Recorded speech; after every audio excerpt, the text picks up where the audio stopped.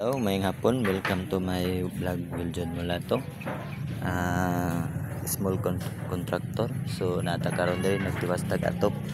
So at sa to na nang gipilo kana diha kay butangan man nato diri og flashing no.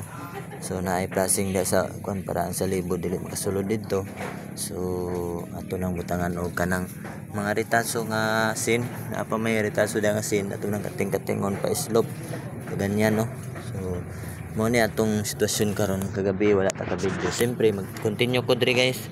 So nag-layout ko ani ong atop para katingan kay kawat roofing man ni. So nahog ni siya agwas no. So dito kating ta dito. So sukat na nato ang pinakatumoy bitawan ni guys. Pag layout ani guys pinakatumoy ani. So gisukod na ko dito taman ug sa taman diri. So maupo diri ano.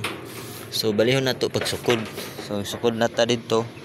So ang sukod nato kay 9.6 man. So mo atong isukat diri So diha man tama no. Kanang nagibagis muning 9 diri.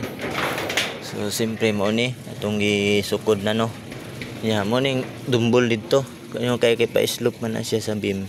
Paganon man para walay kami ba para doon no. You know walay sami. Kita nyo na. O diba? 0-0 na diha. So ana. So mao po diha slalom no. Ana diha 0-0 hon ta na. Siyempre ang pag-layout ana guys. So mo ni atong isukod gikan dito dumbol diri. So 9.6 kay pagamay man siya. Siyempre magsukod na pud ta kaning to taning ipantay kini. Patay natay level nga alignment gamay oh. So diha na siya tupong yan no. So anaon ra siya mga katirada. So muna itong sukdon po dito no mga guys. So kay mao man na.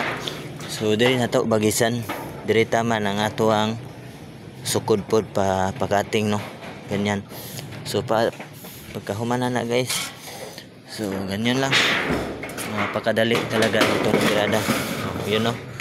So di ba? Nakita nato no ang sitwasyon. So karon kay nasukod naman nato. So pa-slope na ta. So ato nang sukdon po dito pag ganyan. So kay ang sukat na diri kay kuan man. Ano. So mo na ni.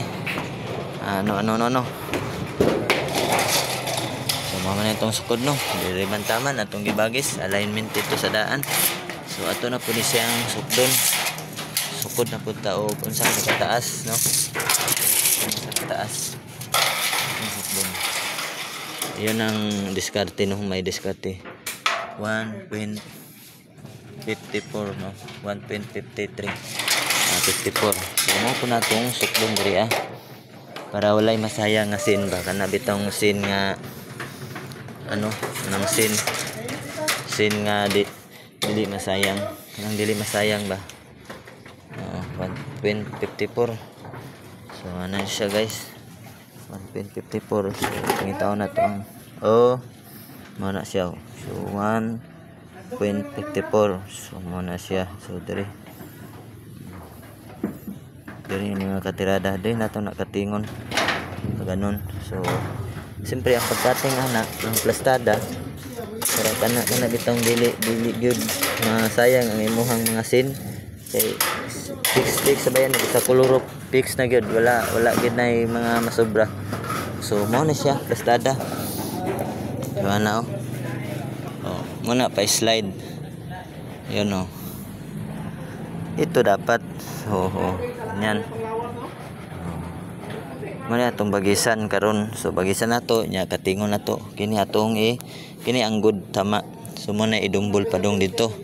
So kani sa diri na pud ni siya balihon na pud ni siya para wala bitay masayang wala kay masayang nga sin. So kini man atong padong dito sa babaw pikas. So kini na pud ang pabalihon tuyokon na pud ni siya pag ganon no. So kini na pud ang si babaw. So diha na pud ta pa slope padong diri no.